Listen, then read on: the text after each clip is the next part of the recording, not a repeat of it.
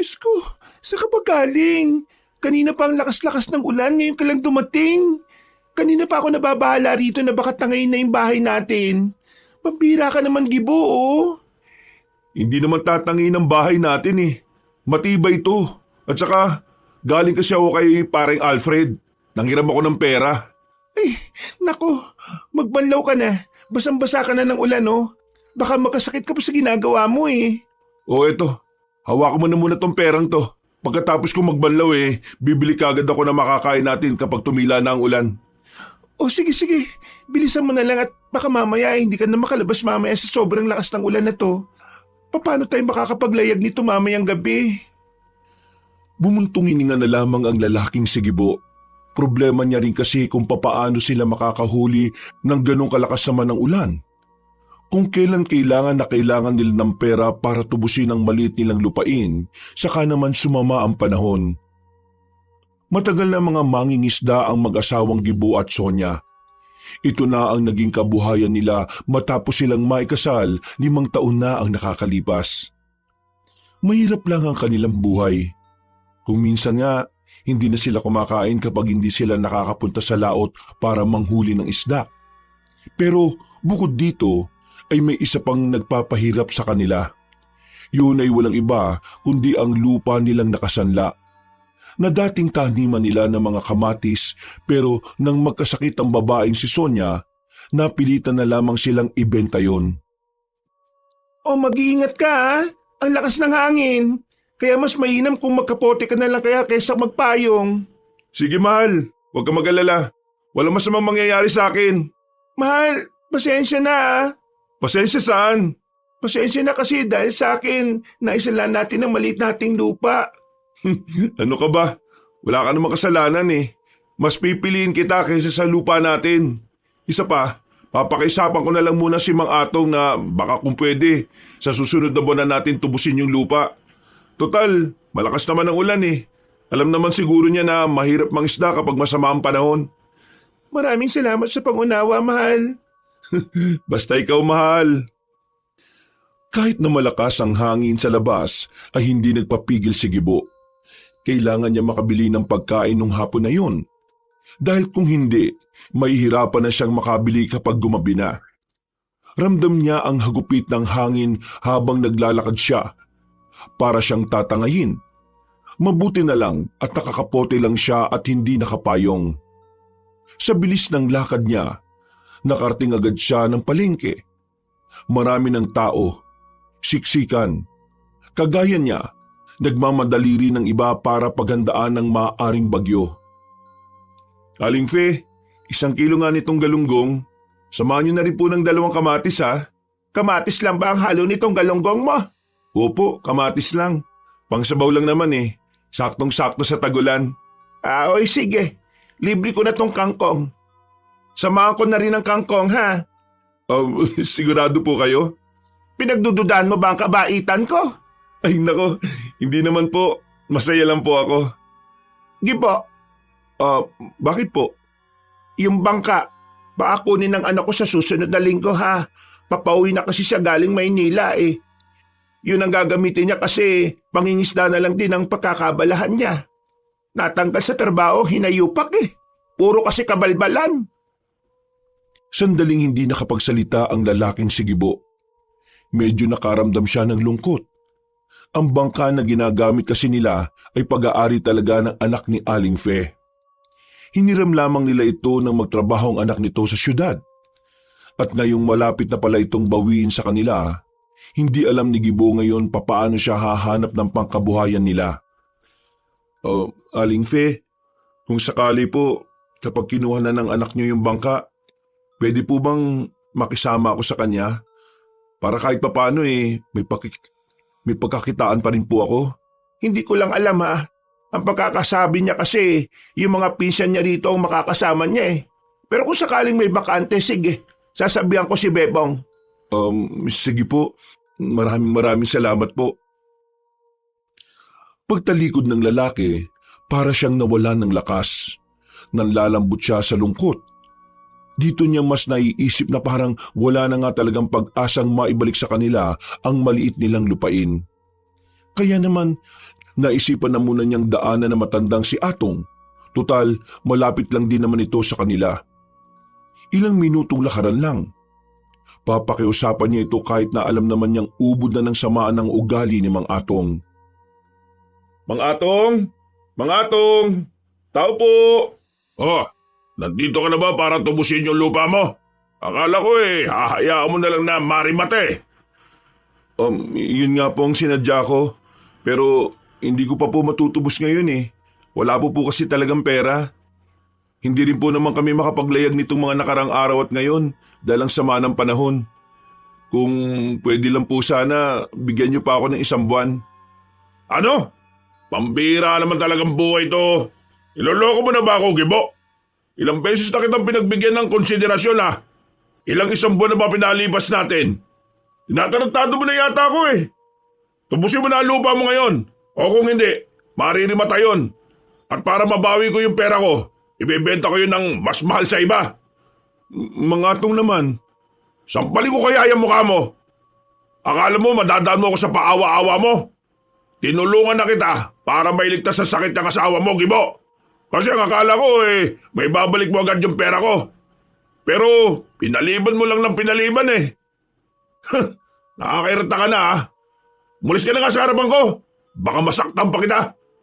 Mamayang gabi, kapag hindi ka bumalik ng wala kang dalang pera, rimatado na yon. At akin na yon.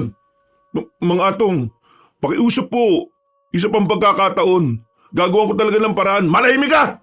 Hindi na ako maghihintay pa ulit ng 1 buwan. Nakakabala ka na eh. Sige na po. Parang awa. Huwag mo na nga akong hawakan! Parang awa niyo na po. Isang malakas na suntok sa panga ang ginawa ni Mang Atong sa kanya. Natumba siya sa gilid. Nalaglag pa ang daladalang supot na may laman ng galunggong. Kahit nahihilo, mabilis na dinampot yun ni Gibo. Hindi na siya nakapagsalita pa nung oras na yon. Nagulat siya sa ginawa na matanda. Kung hindi mo ibibigay sa akin ang pera ko mamayang gabi, akin na ang lupa na yon at ipagbibili ko yun sa iba ng mas mahal. Kapag bumalik ka para magmakaawa, hindi lang yan ang gagawin ko sa iyo. Umalis na lamang si Gibo ng bakuran ni Mang Atong. Hinugasan na lamang niya sa ulan ng mga galunggong na nabahiran pa ng putik. Ang tangi na lamang niyang nagawa ay ang umiyak. Hindi na niya alam kung anong gagawin niya. Pakiramdam niya, pinagsasaraduan siya ng oportunidad. Na-question na nga rin niya ang Diyos. Nagtataka siya na kung bakit kung sino pa ang naghihikahos, siya pa ang mas lalong pinahihirapan. Nang makabalik na siya sa kanilang bahay, nagpapanggap siya na walang nangyari. Lahat ng mga nangyari ay hindi niya na rin sinabi kay Sonia. Kahit ang tungkol sa pagbawi ng bangka. Naku, nakakapote ka na nga basang-basa ka pa rin. Magbanlaw ka nga ulit. Hindi na. Magpapalit na lang siguro ako ng suot. Medyo nilalamig na rin kasi ako eh. Oh, ayos ka lang ba, mahal? Oo. Ayos naman ako. Bakit? Pakiramdam ko hindi eh. Sus, ano ka ba? Bakit naman ako hindi magiging maayos? Nandyan sa harapan ko ang maganda kong asawa. Iyak ka na naman sa kakaganyan mo eh. Kakalabitin mo na naman siguro ako mamayang gabi kasi malamig. Galing mo ah. Bakit mo alam? Tumigil ka na nga. Sige na, magbihis ka na. Lulutuin ko na tong galunggong para makakain kagad tayo ng maaga. Makalipas lang ang 1 oras, mas lalo pang lumakas ang buhos ng ulan. Mabuti na lamang ay simentado na ang bahay nila kahit na papaano. Kaya naman hindi naman sila nababahala na baka tangayin sila. Masaya naman ang naging hapunan nila. Matagumpay na naitago ni Gibo ang ginawa sa kanya ni Mang Atong. Pero nang maalala niya na gabi na pala, dito na rin siya kinabahan. Dito na niya napagtanto na kailangan pala niya ng pera. Masyado siyang nalibang sa pakikipagkwentuhan sa kanyang asawa. Mahal, ngayon na ang huling gabi na kailangan nating tubusin ang lupa. Mahal, kung hayaan na lang kaya natin yon? Hayaan? Hindi pwede. Sayang yun. Isa pa, bigay sa'yo ng lolo mo yun nung nabubuhay pa siya. Naisip ko kasi yung lupa lang na yun talaga ang nagpapahirap sa atin eh. Wala tayong masyadong tulog kakaisip dun. Palagi tayong natataranta kapag napag-uusapan yon. At palagi tayong konsumido. Siguro, ito na yung tamang panahon para tanggapin na lang natin na hindi na talaga yun para sa atin. Kasi wala naman na tayong magagawa eh. Hindi na natin mapapakiusapan si Mang Atong. Iniisip ko na lang na yung lupa, binigay lang naman sa akin ni Lolo yung para magamit ko sa ibang bagay. At yun na nga yung nangyari sa akin na nagkasakit ako. Doon natin yun ginamit. Sigurado ka ba sa sinasabi mo? Hindi ba mahalaga sa iyo yung kamatisan? Mahalaga. Pero mas mahalaga sa akin ang kapayapaan ng utak natin, no? Hindi natin makakamit yun kung palagi nating iniisip yung lupa. Mahal, alam kong mahalaga rin sa'yo yun. Pero mukhang kailangan na nating umusad. Naaawa na ako sa'yo eh. Palagi ka na lang stress. Palagi ka na lang nagmamakaawa kay Mang Atong para lang doon. Wala naman akong problema sa ganun eh. Ayaw ko nang nagmamakaawa ka sa mga ganong klaseng tao. Akala mo ba hindi ko alam na sinasaktan ka niya kapag nagkakaharap kayo? Ha? Yung pinsan ni Mang Atong, lagi niyang sinasabi sa akin na sinasaktan ka ng matandang yun. Hindi ko na nga lang sinasabi sa iyo na alam ko kasi ayaw kong maramdaman mo na kawawa ka. Mahal, sobra ni. Sobra nang ginagawa niya.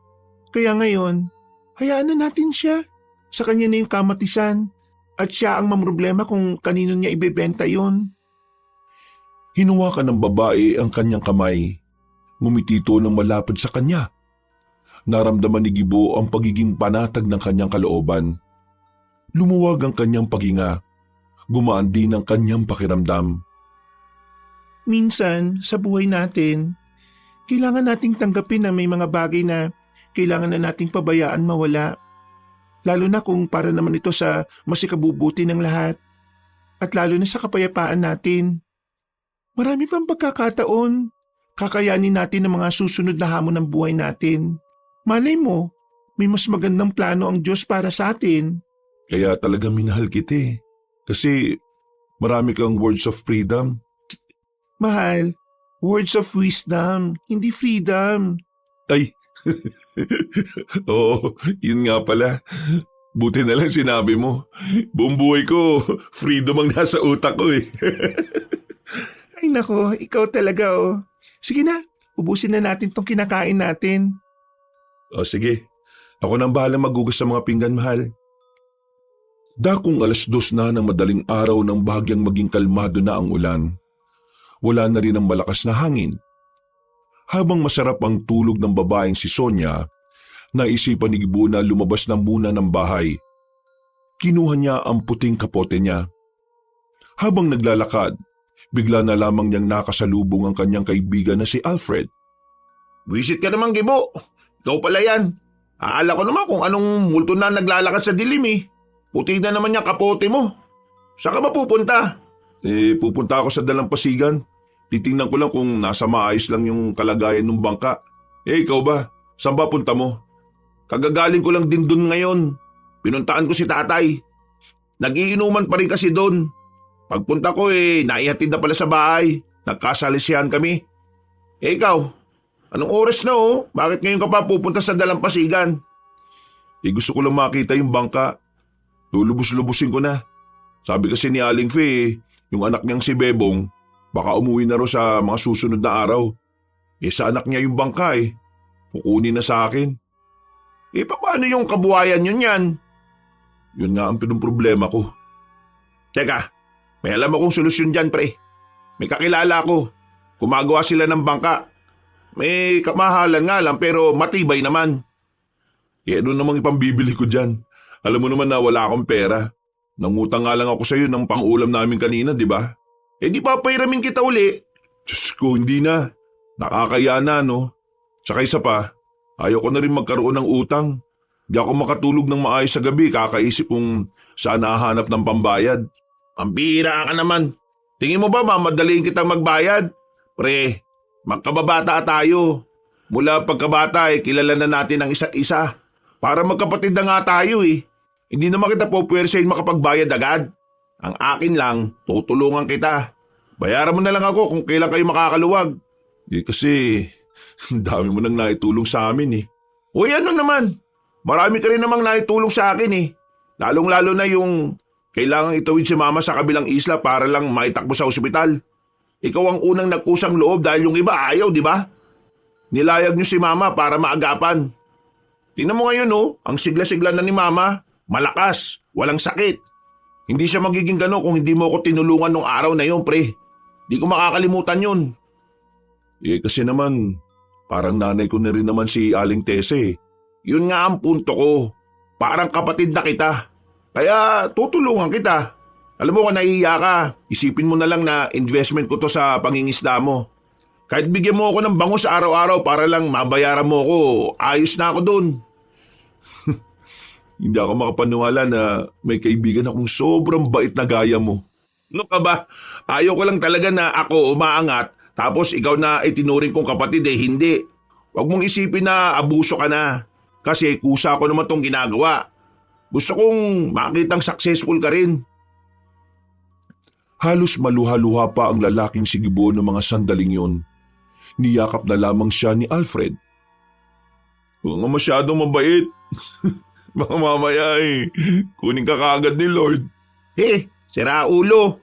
Nakakaluwag-luwag lang kasi ako ngayon. Gumaganda ang kita sa bigasan.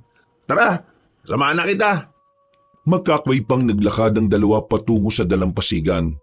Nang makarating na sila roon, nilapitan agad nila ang bangka ni Gibo na pinangalanan niyang Masikap. 3 taon din sa akin tong si Masikap eh. Nakakalungkot pero kailangan ko talaga siyang ibalik sa amo niya. Kapag nakabili ka na ng bagong bangka, anong gusto mong ipangalan sa kanya? Gusto ko siyang pangalanan na Masipag. Uy, bakit naman masipag? Masipag kasi masipag ka. Yung perang ipambibili ko ng bagong bangka, galing sa kasipagan mo. Pambira ka naman. Pero sige, ayos lang din.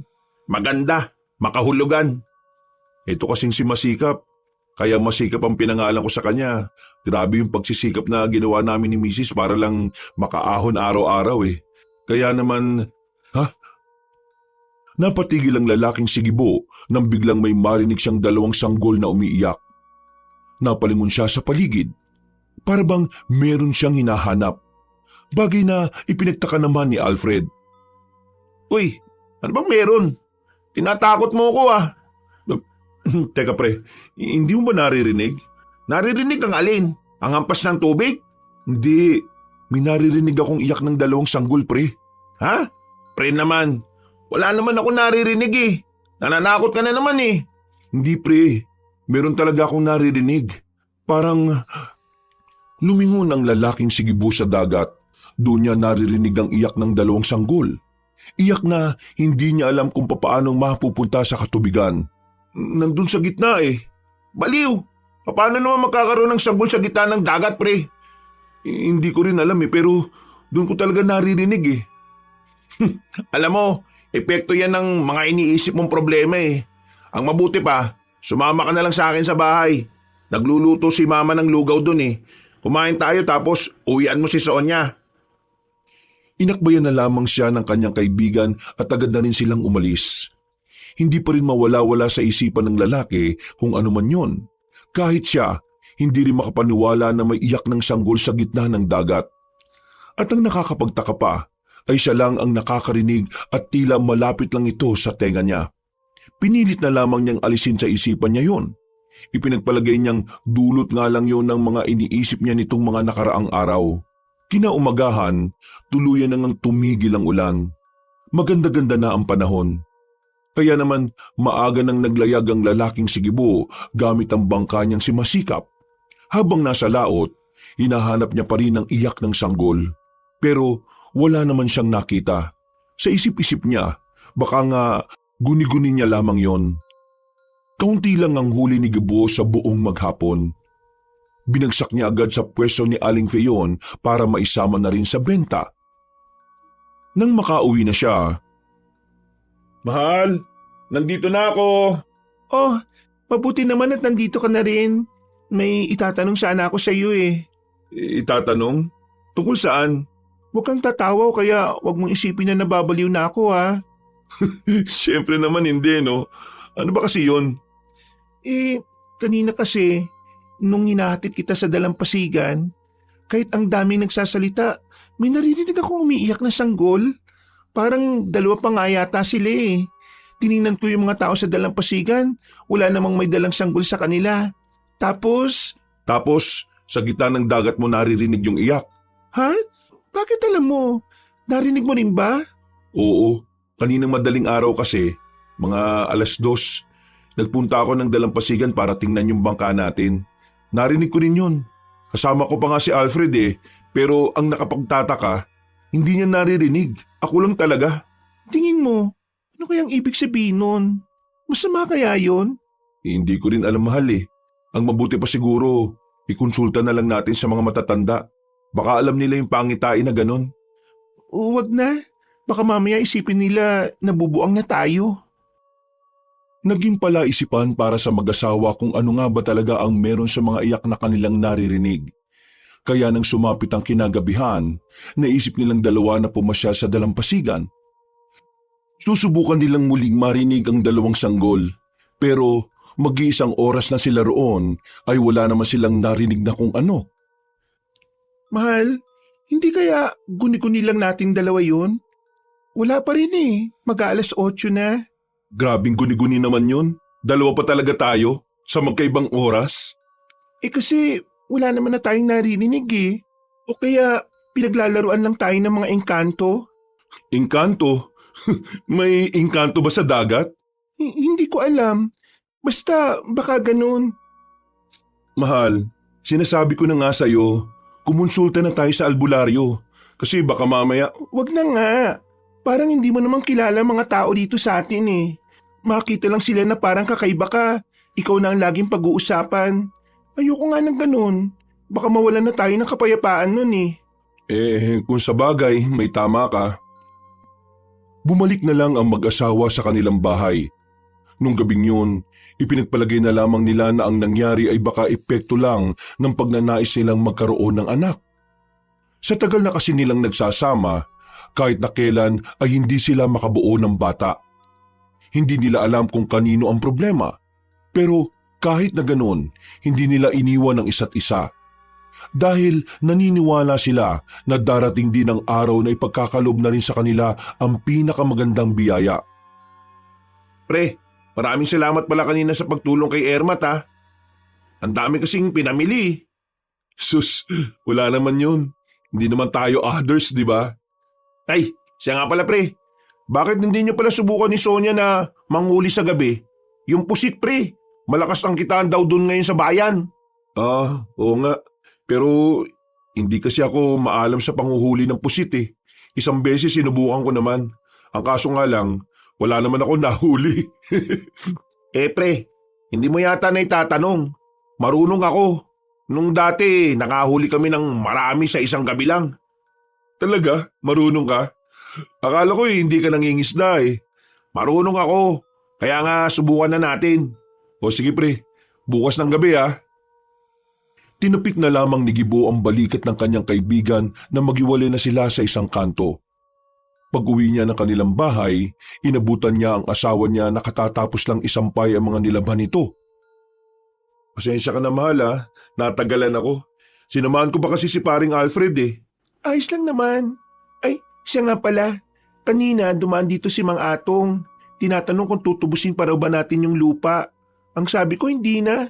Nalaman ko, hirap na hirap pala siyang ibenta yon. Kinarma na yata yung loko. Buti nga sa kanya. Ay, bukas nga pala. Gabi na ako mangingisda. Kasama ko si paring Alfred. Ang sabi niya maganda raw ang bentahan ngayon ng pusit. Kaya yun na munang huhulihin namin. Pwede ba akong sumama dyan? Pwede naman. Pero sigurado ka bang sasama ka? Hindi ka ba matatakot sa tubig? Hindi naman ako takot sa gitna ng dagat, kaya ayos lang. O sige, para malaman mo rin kung paano ginagawa ni Alfred yung panguhuli ng pusit. O tara, kain na muna tayo. Alam kong pagod ka ngayong araw Mabilis na lumipas sa mga oras. Dumating na ang kinabukasan ng gabi. Naghahanda na mag-asawa para sa kanilang gagawing panghuhuli ng pusit. Nang dumating sila sa dalampasigan, naroon na ang lalaking si Alfred. Dala-dala na rin ito ang lahat ng gamit na kakailanganin. Isa na nga rito ay ang ilaw na gagamitin nila na pang-akit sa mga pusit. Oh, kasama pala si Maring Sonya. Ayos yan. Gusto niya raw subukan eh. Nakakabakot naman kasi sa bahay. Mas maganda na rin siguro na minsan sumasama ako sa panguhuli. Ay nako, kapag nawili ka ng manghuli, maa-addict ka na talaga. Minsan kasi, nakaka-relax din talaga manghuli ng isda eh. O kaya, madalas pusit. Tiba. O tara na, abang maganda-ganda pa panahon. Inalalayan ni Gibo ang kanyang asawa. Noong mga sandaling yun, walang nararamdaman si Gibo kundi saya. Yung kasi ang unang pagkakataon na makakasama niya ang babae sa kanyang trabaho. Noon kasi, takot na takot si Sonyang sumama. Lalo na't nakakarinig pa siya ng balibalitang may ibang taong nahulog mula sa bangka at hindi na muli pang nakita pa. Nang makarating na sila sa laot, sinimulan na rin ni Alfred ang mga hakbang kung papaano makakahuli ng pusit. Ilang minuto lang ang kanilang hinintay, maswerteng merong agad silang nahuli. Kumalahati agad ang daladala nilang malaking lalagyan. Bukod kasi sa marami agad silang nakuha, malalaki din ang pusit na nahuli nila. Pare, mukhang ayos to ah. O diba? Mas maganda pa bentahan ito ngayon. Kaya sasamantalahin na natin. Ang maganda pa nito, hindi pa nila alam na tumataas na naman ang presyo ng pusit. Kumbaga kayo makakauna. Sigurado ba kayong ayos lang na humuli ng pusit? Oo naman oh. Wala namang bawal sa panghuli ng pusit. Basta, hindi nakakasira sa dagat ang ginagawa mo. Teka, doon na tayo sa kabilang banda. Parang wala na rito eh. Inabanti nila ng bahagya ang bangka at sa pagkakataong yon marami na naman silang nahuli. Nawiwindang ang dalawang lalaki kahit si Alfred hindi inaasahan na ganoon karami ang pusit na mahuhuli nila. Ang nasa isip kasi ni Alfred, saktuhan lang ang pusit na naroon sa parting yon. Parang nakakaroon ng himala ah. Bakit pre? Sobrang dami na nating nahuhuli. Baka si Sonya lang talaga ang swerte. Oh, alam mo na. Huwag mo nang pakawalan niya si Sonya. Maya-maya lang din ay naisipan na rin nilang umuwi. Para sa kanila ay sobra na sa sapat ang kanilang nahuling mga pusit. Masaya ang mag-asawa noong mga oras na yon. Nagkaroon na naman ng kaalaman si Gibo na magagamit niya sa susunod na pangingisda. Palis na sana sila sa laot nang bigla na namang marinig ng mag-asawa ang umiiyak na sanggol. Mahal, naririnig ko na naman. Ang alin pre? Yung ano? Yung iyak ng sanggol. Pambira naman. Nananakot ka na naman eh. Hindi Alfred, hindi siya nananakot. Naririnig ko rin kasi. Nako, nagsabwata na ang mag-asawa para pagtripan ako. Pre, seryoso. Nakakarinig kami ng iyak ng sanggol. At palagay namin, nandito lang sa laot. Nanlalaki ang mga mata ni Alfred na maging siya ay narinig na rin ang iyak ng dalawang sanggol. Agad nilang tinutukan ng ilaw ang bandang likuran ng bangka. At mula roon, nakita nila ang mas maliit na bangka na bigla nilang lumitaw doon. Nasa loob ng bangka ang dalawang sanggol. Gagi! Totoo nga! Pre, may sanggol nga! Wag, Sonya! Anong wag? Baka mamaya malunod yung dalawang bata. Wala tayong gagawin? Pre, kapag yung dalawang batang yan napahamak, kahit meron naman tayong magagawa, konsensya natin yan. Tama si Alfred. Paano kung may kakaiba sa batang yan? O anak pala ng kung sino yan at tayo naman ang mapahamak? Mahal, masyado ka naman nag-iisip ng kung ano-ano. Ang isipin natin ay kung ano yung nasa harapan natin. Ayan yung dalawang bata oh. Kapag inaanot pa yan, wala na tayong magagawa. Oo na. Tara, kunin na natin. Napapailing na lamang si Gibo nung oras na yon. Wala na siyang nagawa kundi ang pumayag na lamang. Kinuha nila ang dalawang bata. Nalaman nila na parehong batang lalaki pala ito. Sa tingin ni Sonya, tila kapapanganak pa lamang ng dalawa. Naku, sino kaya mga magulang ng dalawang batang ito? Mga wala namang puso yun. Pre, tingnan nyo oh. Parang kambal yata silang dalawa eh. Oo nga, kambal. Kambal na lalaki. Ampunin nyo na. Ha? Mahal, pwede ba tayo na lang ang umampun sa dalawang ito?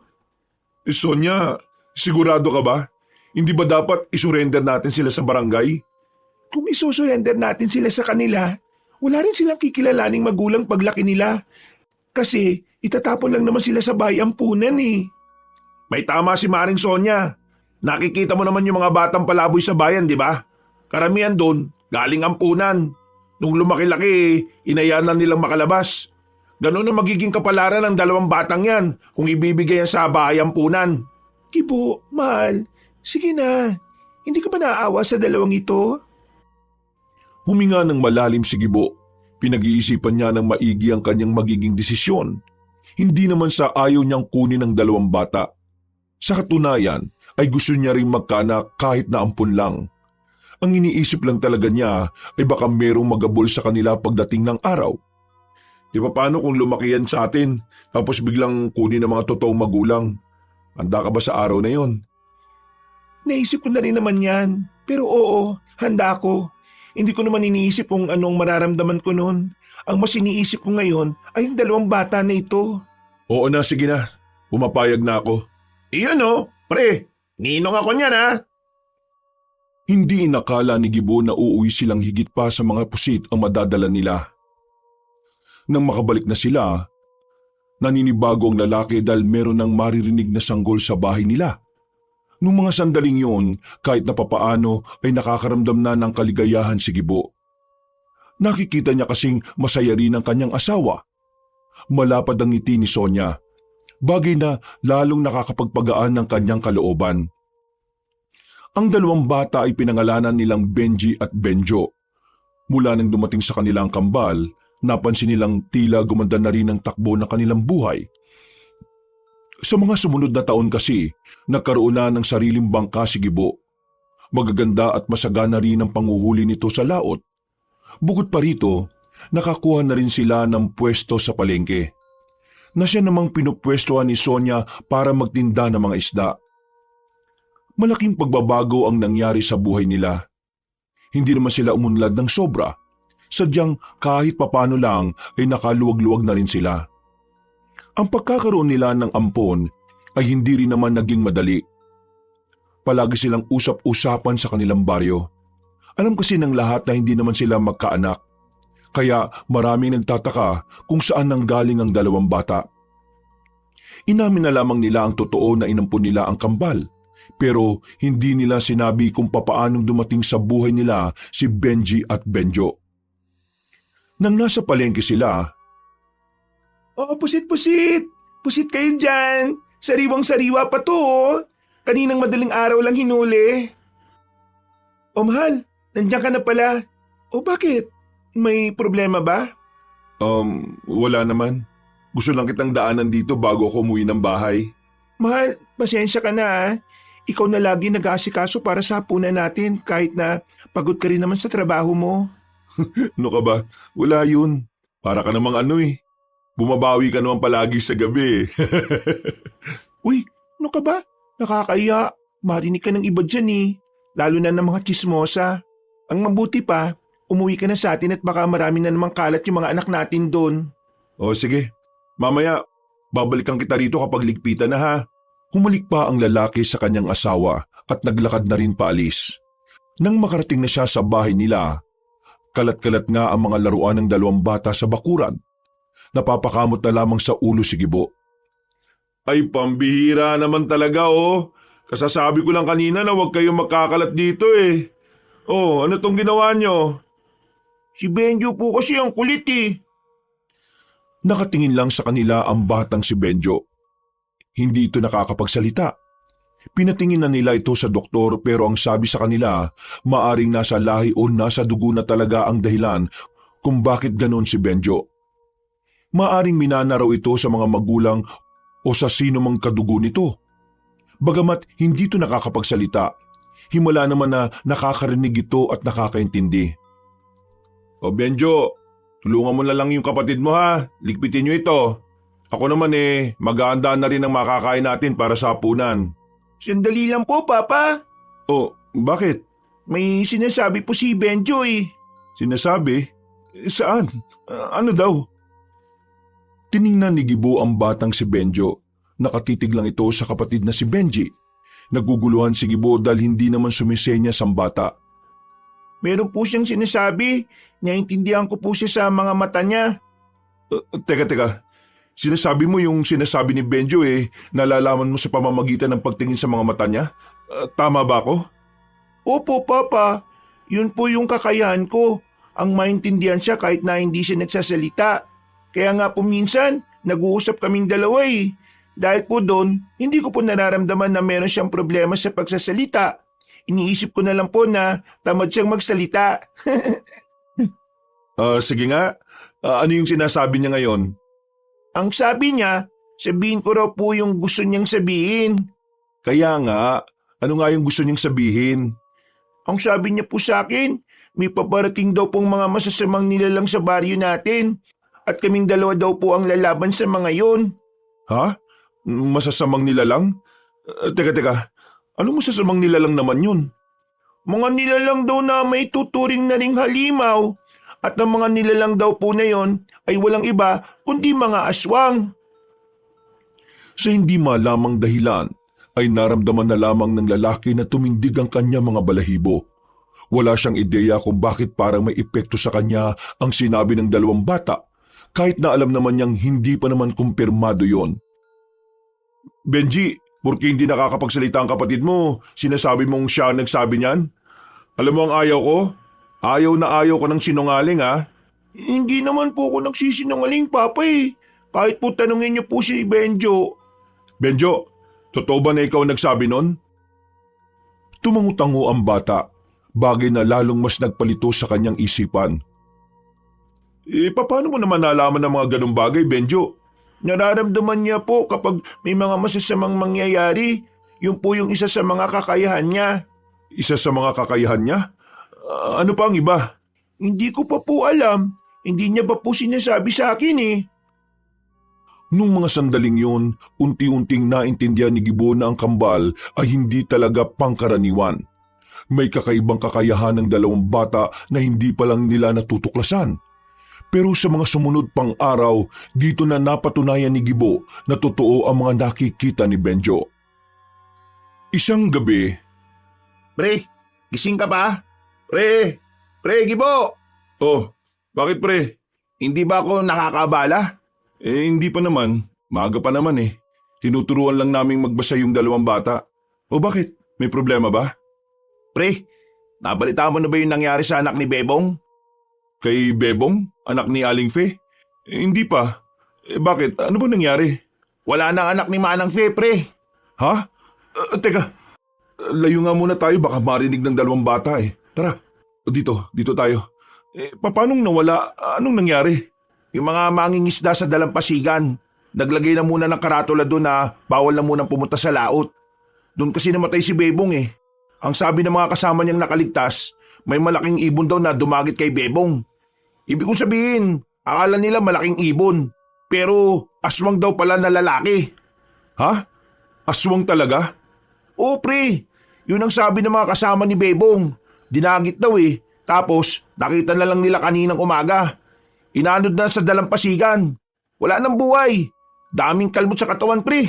Tapos nakabukaan tiyan. Grabe, brutal. Kaya nga pre, huwag ka na munang mangisda, lalong-lalo na sa gabi. Totoo nga? Ha? Ang alin? Pre, maniniwala ka ba kapag sinabi ko sa iyo itong aswang na ito nakita na ni Benjo sa pangitain niya?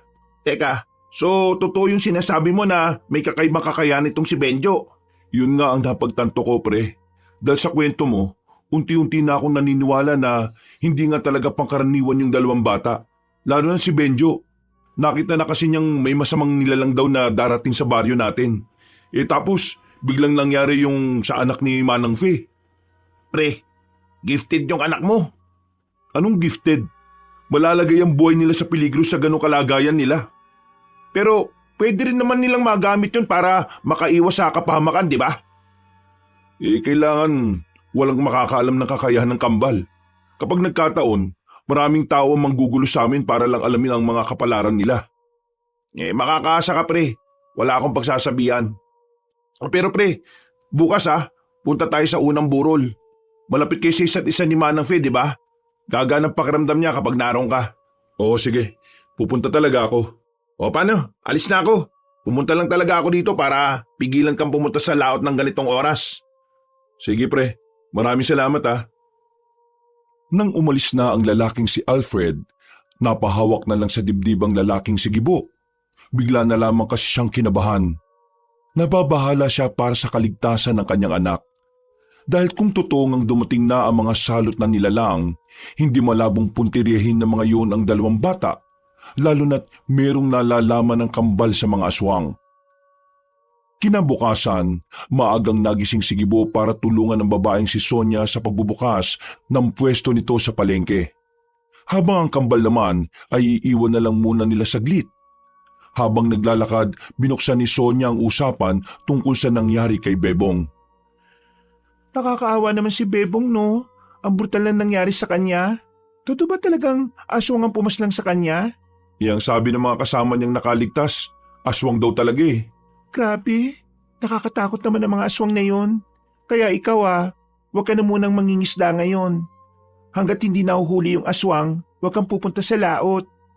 Oo, maghahanap na nga rin muna ako ng sideline habang hindi paligtas sa dagat. Hindi nagtagal ay narating na rin nila ang palengke. Napatingin si Gibo sa tindahan ni Manang Fe.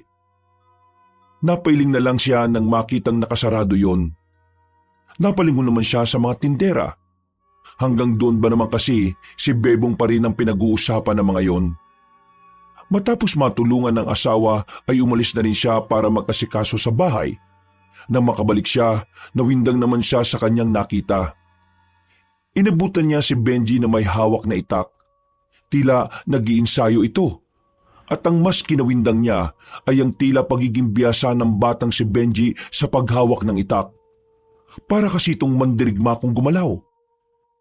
Diyos ko, anong ginagawa mo, Benji? Nag-iinsayo ako, Papa. Ang sabi kasi ni Benjo sa akin, dumating na raw yung aswang sa baryo natin eh. Kaya dapat lang magkaroon ako ng pagsasanay. Ano bang pinagsasabi mo anak? Ang bata-bata mo pa. Bakit ikaw ang lalaban sa mga aswang? Kasi yun po yung kapalaran namin eh.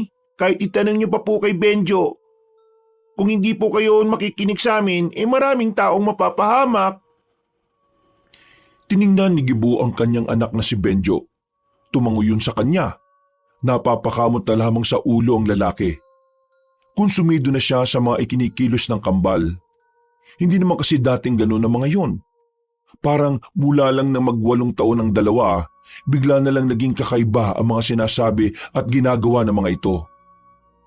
Mga anak, makinig kayo ha. Ang pagpaslang sa aswang ay hindi nyo pa responsibilidad. Bukod sa delikado hindi nyo naman obligasyon na harapin ang aswang na yon. Kahit na alam nyo yung mangyayari, mga bata pa rin kayo. Masyado pa kayong inosente para maging maging tagapagligtas sa mga tao. Pero Papa, kailangan po kami ng mga tao eh. Kung hindi po kami gagawa ng paraan, baka po mapahamak sila. Benji, Benjo, mga anak, papakinggan niyo ang Papa. Hindi kayo lalaban sa mga aswang. Walang haharap sa mga aswang. Naintindihan niyo ba? Bakit naman po, Papa? Takot po ba kayo sa aswang? Hindi ako takot sa aswang. Takot lang talaga akong mawala kayo sa akin ng kapatid mo. Kaya sana, makinig na lang kayo sa akin. Sige po. Mga anak, mga bata pa kayo. Huwag niyong problemahin ang problema ng mga matatanda. Maglaro lang kayo na maglaro hanggat gusto niyo. Sulitin yung pagiging bata niyo. Pero kapag ang aswang sinubukan kayong saktan ni Mama, ako makakalaban nila. Benji, Opo, hindi na nga po. Ay, Papa, may sinasabi ulit si Benjo. oo, ano yun? Nakita niya raw po yung mga aswang. Marami pong masasaktan at mapapatay na tao. Kabilang na raw po dun yung matandang babae na nagpapairam sa inyo ng bangka. Si Manang Fe? Hindi na nagsalita ang batang si Benji. Tumango na lamang ito sa lalaki. At sa mga sandaling yun, mas lalong nakaramdam na kaba si Gibo.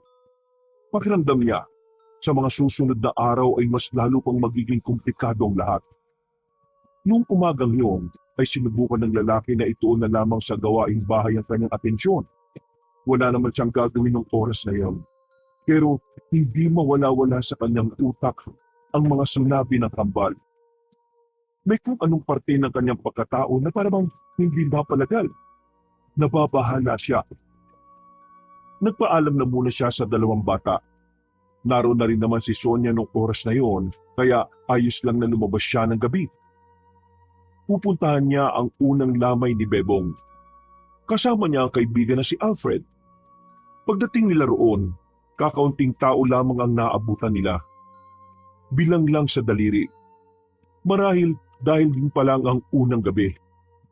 Nilapitan nila ang matandang si Manang Fe. Nakaupo ito sa gilid ng kabaong. Tulala, pero nang makita sila nito, ay ngumiti ito kagad sa kanila. Maraming salamat at dumating kayo. Nakikiramay po kami, Manang Fe. Umupo sila sa tapat nito. Nagpakita naman ng mapaitang ngiti ang matandang babae.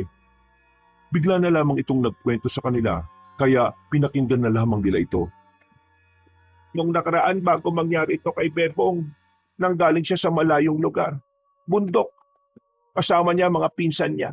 Pag uwi nila, meron silang daladalang itim na kahon. Maliit lang. Parang kasing laki lang ng kahon ng isang dosenang sigarilyo. Hindi ko alam kung ano ang laman ng itim na kahon na yun eh. Basta ang narinig ko sa usapan nila, nakuha daw nilang magpipinsan yon sa aswang na harimondon. Hindi ko alam kung ano yung harimondon na yan. Basta yan ang sinabi nila sa akin. Hindi ko nga alam na nagsasabi pala sila ng totoo. Tinawanan ko lang nung narinig ko sila eh. Tapos, sa mga sumunod na gabi, lagi ko na lang naririnig yung magpipinsan. Isa-isa na silang nakakaramdam ng minsan, pakiramdam nila merong sumusunod sa kanila. Tapos, eto na. Nangyari na ito kamatayan ni Bebong. Naniniwala talaga ako na aswang ang pumatay sa kanya. Kilala ko mga pinsan niya. Hindi gagawa ng kwento mga yon. Sa sinabing yun ni Manang Fe, tila nagkaroon ng interes ang dalawang lalaki para alamin kung ano nga ba talaga ang uri ng mga aswang. Kinain sila ng kurisidad nang marinig nila ang aswang na harimondon. Kaya kinabukasan ng tanghali, dahil wala namang tinda si Sonia, agad na lumarga ang magkaibigan patungo sa bayan. Naroon kasi ang bilihan ng mga librong katatakutan. Nagbabaka sakali kasi sila na makita sa mga librong yon ang mga uri ng mga aswang na hinahanap nila. Ba naman to si Manong? Pumapasada pero wala namang baryang panukli. Dapat bago kayo bumiyahe, may nakahanda na kayong panukli. Sayero pa magiging problemado sa inyo eh. O sige na, huwag nyo na ako suklihan. Sa inyo na yan. Tagal pa tayo dito eh. Pagsabi niyo ni Alfred ay agad na humarurot ang tricycle palis. Uy, laki pa ng sukli mo ah. Sayang yun. Anong magagawa ko? Wala namang panukli. Alam nga namang maghintay siya rito tapos tayo magpapabarya. Pre, hindi ka dapat napayag na binibigay na lang yung sukli mo. Modus nila yan eh. Sasadyay na walang barya para yung pasahero, sa halip na maghintay ibibigay na lang yung sukli. Ha? Ganun pa yun? Oo, alam na alam ko yan kasi lagi kaming naalis ni Mrs. di ba dati? Lokong tricycle driver yun ah. Natatanda ko naman yung mukha niya eh. Saan ba dito yung bilihan ng libro na sinasabi mo? Ay, dun. Tatawid tayo. Doon ko nakita nung nakaraan eh. O tara. Ilang minutong lakaran lang, meron silang nakitang maliit na tindahan ng mga libro. Pumasok sila sa loob. Doon na nila nakilala ang isang matandang lalaki na inchik. Nakasalamin pa ito ng bilog. Sa itsura pa lang na matanda, alam na nilang may pagkamasungit ito. Magandang tanghali po. Ako po si Alfred at ito naman po si Gibo, kaibigan ko. Ako naman, Mr. Fang. Ako kilala dito bilang magaling na magbenta ng libro. Kayo pasok dito, ibig sabihin kayo bibili. Tama ba ko? Opo. Bibili po kami ng libro. Pero kailangan po muna namin malaman kung anong nandito po na libro na hinahanap namin. Ano ba hanap ninyo? Meron po ba kayong yung tungkol sa mga aswang? Iba't ibang uri ng aswang? Hindi na muna nagsalita ang matandang inchik. Pabalik-balik lang ang tingin nito sa kanilang dalawa. Kinakabahan din ng magkaibigan dahil bigla silang sinigawan na matanda. Libro tungkol sa mga aswang? Ako meron yan. Ali kayo. Ayos sunod akin. Nakahinga sila ng maluwag. Sumunod sila kay Mr. Fang. Sa sulok ng balita tindahan na yon, merong kinuhang librong itim ang matanda. Kasing laki lang ito ng normal na notebook. Wala po ba kayong bago? Parang ang luma na po kasi niyan eh. Eto hawak ko libro. Ang may-ari dito isa Alboladyo. Pero wala na siya. Tigok na siya. Pero bago siya titigok, bili ko to sa kanya. Kaya ito mahalaga sa akin. Hindi ko to basta benta sa mga walang kwenta tao. Bago ko to benta sa inyo, tanong ko muna, bakit gusto nyo libro tungkol aswang? May gusto lang po kaming pag-aralan. Yung isa kasi namin kakilala, pinatay po ng aswang sa mismong laot. Pinatay na aswang? Nako, di na yan bago. Ako dami na linik kwento ganyan. Totoo talaga mga aswang. Ay sige, mukha kailangan nyo ito kaya benta ko na to sa inyo. Magkano naman po yan? 900 na lang para sa inyo. Ano? 900? Ang mahal naman yan. Ito dami mahalaga impormasyon. Kaya medyo mahal. Bakit? Magkano ba budget mo? 500 lang po sana eh. Ay nako, mga Pinoy talaga. Balat. Uy, bastos nyo naman po. Pre, ang sabi niya barat, hindi buro. Ay sige. Benta ko na sa inyo 600. Wala na tawad-tawad ha. Sagad na. O ano, palang ba kayo?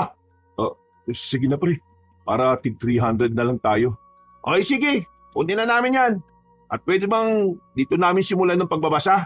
Ay oo, wala problema. Gusto nyo dito ba kayo titira eh? Maglatag pa kayo camping chair, wala ko pake. O sige, doon muna ko sa pwesto ko ha. Salamat sa 600. Yus, klase din yung incheck na yun eh no? Sige na pre, basahin na natin to. Sinimulan na muna nilang basahin ng tungkol sa mga lugar na maaaring pinamumugaran ng mga aswang. Pagkatapos, nakita nila sa bandang gitna ang iba't ibang uri ng mga aswang. Dito na nga nila nabasa ang tungkol sa harimundo na aswang. Ayon sa nakasulat, ang harimundo na isang uri ng aswang na may tuturing na malakas. Sinaunang uri ito ng aswang. Ang itsura nito ay maskulado ang katawan at maraming tato. Ang ulo nito ay ulo ng isang baboy ramo. Merong sungay sa magkabilang sentido. Pre, di ba ang sabi ng pinsan ni Bebong, lumilipad yung dumali sa kanya? Itong harimon doon, wala namang palang pakpak eh. Hindi nagtutugma doon sa sinasabi ni Manang Fe na harimon doon, na unang nakadaupang palad nilang magpipinsan. Paano kung ito palang harimon doon meron siyang mas mababa sa kanya na tauhan niya? Kasi ayon dito sa paglalarawan sa kanya, madalas na ang mga harimon doon ay mga naghahari-harian ng ugali. Ibig sabihin, posibleng meron siyang mga bataan. Ang galing mo! Naisip mo yon? Ibig sabihin, hindi lang pala nag-iisa ang aswang. Pero pre, ang problema, nasa na yung itim na kaon na sinasabi ni Manang Fe? Yun ang hindi natin alam eh. Baka mamaya, hanggat hindi nila nababawi yun, mameste sila sa atin. Ay, o nga no. Malaking problema nga yan. Di, kailangan nga nating mahanap talaga yun. Isasahuli ba natin? Kung yun ang makakapagpatahimik sa mga aswang na yan, kailangan talaga nating ibalik. Huminga ng malalim ang lalaking sigibo. Naiisip niya palang na makakaharap nila ang mga aswang, parang nanglalambot na ang tuhod niya. Ipinagpatuloy pa nila ang pagbabasa. Marami-rami silang nalaman sa librong yon. Naroon din ang ilang mga pangontra na magiging epektibo laban sa mga aswang. Matapos ang kanilang pagbabasa, ay naisipan na rin nilang umuwi. Pero bago sila makalis sa tindahan ng libro, meron pang sinabi sa kanila ang matandang inchik. Hindi madali kalaban mga aswang ha. Kaya kung ako sa inyo, mas mainam, manahimik na lang. Tumango na lamang silang dalawa. Nang may mapadaan na tricycle ay agad na rin silang sumakay. Dakong 10:00, nasa kasarapan na ng tulog ang mag-asawang Gibo at Sonia. Nagising sila nang maramdamang wala na sa tabi nila ang kambal. Napamulat agad ng mata ang dalawa. Napabangon. Tumingin sa buong bahay pero wala roon ang magkapatid. Oh, nasan yung kambal? Napansin ni Gibo na wala ng dalawang itak na nakasabit sa gilid ng pinto. Tumingin sila sa bakuran. Wala rin doon ang dalawang bata. Sa likod bahay, baka nanguhuli na naman ng mga gagamba yun. Pero nang puntahan nila ang likod bahay, kadiliman lang ang bumungad sa kanila. Wala pa rin si Benji at Benjo. Kinakabahan na ang dalawa. Napapaluhan na rin ang babae si Sonia. Pero nang bumalik sila ng bakuran, nakita nilang kararating lang din ang kanilang anak. Pero ang kinawindang ng mag-asawa, hawak-hawak ng dalawang bata ang dalawang itak. Na sa mga pagkakataong yun, napansin nilang may anong tinutulog mula sa patalim. Ha? Diyos ko! Agad na tumingin-tingin si Gibo at Sonia sa paligid. Habang walang nakakita sa kanila, dali-dali nilang dinala ang dalawang bata sa loob ng bahay. Dito na nila nakitang dugo ang nasa itak. Hindi alam na mag-asawa ang kanilang nararamdaman, pero mas pinili na lamang ni Gibo ang maging kalmado. Ano nangyari? Ito, bakit gumamit ang itak at bakit dugo? Nagising po kanina si Benji nang paramdaman po namin may nagmamasag na asyong sa bahay natin. Lumabas po kami, kinuha po namin ang itak. Tumakbo po sila palayo eh. Pero naabutan po namin sila sa gubat. Kaya yun, pinatay po namin sila. Diyos ko, Mariosep, ano pumasok sa isip niya bakit na kinalaban ng mga aswang na yun? Hindi ba alam na delikado yun mga anak? Kaya nga po namin sila kinalaban eh. Kasi delikado po ang buhay nating lahat sa kanila. Kung hindi po sila mamamatay, baka masaktan nila tayo at baka masaktan po nila ang ibang tao. Pero anak, sinabihan ko na kayo, wala kayong gagawin tungkol sa mga aswang na yan. Ano pang hindi nyo naiintindihan doon? Napayuko na lamang ang dalawang bata. Medyo nagagalit pa rin kasi si Pico sa mga pagkakataong yun. Napahawak na lamang to sa silpido dahil sa sakit ng ilo. Pico, bakit ito pambalik siyang gusto palaban ng aswang? Ano ba ito? Mahal, yung dalawang batang yan, hindi sila pangkaraniwang bata. Sanggol pa lang sila eh, may kakaiba na silang kakayahan. May kakayahan si Benjo na makita sa pangitain niya mga masasamang mangyayari. Habang si Benji naman ang nakakaintindi sa kanya kahit hindi siya nakakapagsalita. Papa, Mama, lagay ko po. Ang tungkulin po talaga namin eh, para kalabanin ng aswang. Sabi ni Benjo sa amin, kami raw po ikinakpapas lang sa mga aswang. Ano ang ikinaklang sinasabi mo? Bata-bata niyo ito eh. Hindi na niyo nga ako. Ayaw ko niyan ha. Mga bata pa kayo kaya ang gusto ko, maging bata lang kayo. Wala akong pakialam kung may kakaiba kayong kakayahan. Tanggap po kayo. Huwag lang kayong lumaban-laban sa mga asong na yan. Sinasabi ko sa inyo. Oh, narinig niyo sinabi ng nanay niyo ha. Makinig kayo sa kanya. May sinasabi po si Benjo eh. Kung sinasabi niya, at ang probinsya na raw po natin ng mga aswang, narito sila para pawiin kung anuman po yung nawala sa kanila. Basta, walang ang hawak ng itak sa inyong dalawa. Kahit na anong sandata pa. At hindi na ito mauulit ha, Benjo, Benji. Kasi kapag ito naulit, makakakin na kayo sa akin. Mabait akong mama sa inyong dalawa. Pero ayaw ko ng mga batang hindi nakikinig. Naintindihan niyo ba ako? Opo, mama. Siguraduhin niyo lang yan.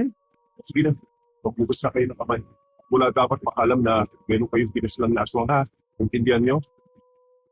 Noong mga sandaling yon, nawindang ang lalaking si Gibo. Isang malaking tanungan at palaisipan para sa kanya kung paano pinaya ng dalawang bata na 8 taong gulang na patayin ang mga mapapangis na nilalang. Sa bagay pa lang na yon, masasabi na talaga ni Gibo na hindi nga talaga normal na bata ang kambal. Kahit na alam niyang kayang pumalat ni Benji at Benjo, nababahala pa rin siya sa kaligtasan ng dalawa. Habang tumatagal, parang unti-unti nang napapalapit ang mga aswang sa kanilang pamilya. Bakit kayo nagmamasid ang mga aswang dito sa amin? Hindi na nakatulog ang lalaking si Gibo. Inabot na siya ng umaga. Para malibang, inilaan na lamang niya ang atensyon sa pag-aasikaso sa kanyang misis. Ihatid lang ako ng papa niyo sa palengke para makapagtinda ako ha. Kaya kayong dalawa, tandaan niyo mga sinasabi ko. Ayaw ko na ng pasaway. Pakiusap lang. Makinig kayo ha. Kung mahal niyo ang mama niyo at papa niyo, susunod kayo. Para din naman ito sa kaligtasan niyo eh. Opo, mama. O ikaw, Benjo, wala ka bang sasabihin kay mama? Sabi po ni Benjo, pasensya na raw po sa ginawa namin. Kasalanan niya raw kasi siya po nagsabi. Ayos na yun, Benjo. Basta ipapangako niyo lang sa akin na hindi niyo na uulitin. Liwanag? Sabay na tumango ang dalawang bata. Maya-maya pa ay nagsimula na rin silang maglakad paalis. Ikaw naman, alam mo na pala yung pagiging kakaiba ng dalawang bata. Wala ka man lang sinabi sa akin. Sasabihin ko naman talaga sa iyo eh. Pero hindi pa kasi ako sigurado kaya inilihin ko na muna. Kung ano man ang napansin mo sa mga anak natin, kahit hindi ka sigurado, sabihin mo kaagad sa akin ha. Ako ang nanay, dapat alam ko rin. Kung nababantayan ko lang sila palagi, mapapansin ko naman yun eh. Akaso, dati ako wala sa bahay. Kaya ko na bahala. Alis lang. Paglibing ka ba ng Sabado? Nilibing na si Bepong eh. Oo. Nagsabi na ako kay Manang Faith. Pwede ba kami sumama ng mga bata? Oo naman. Mahal, Bakit? ayoko mo wala sa atin si Benji at Benjo. Mahal na mahal ko sila eh. Kaya wag natin silang hayaan na gawin yung sinasabi nila. Yung kapalaran na sinasabi nila. Ayoko ng ganon. Huwag ka mag-alala, mahal. Ito naman ako eh. Hindi ko hahayaang mapahamak ang kambal natin. Pangako mo sa akin na kahit na anong mangyari, pipigilan mo sila.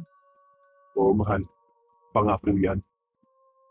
Ang pag-uusap na yun ay pansamantalang natigil nang mapadana sila sa barangay. Maraming tao sa labas. Nakakagulong sumilip sa loob. Mahal, sandali lang ah. Titingnan ko lang kung anong meron.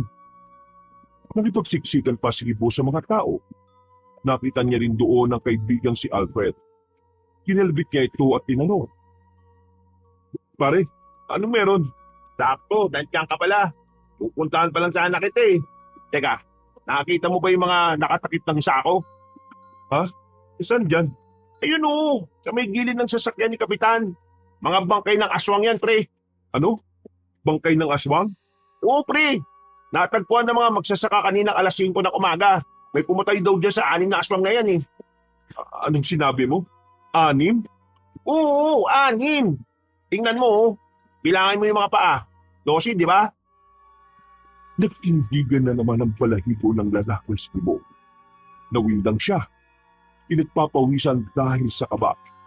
Ang buong akala niya kasi, isang aswang lang ang pinaslang ng kambal.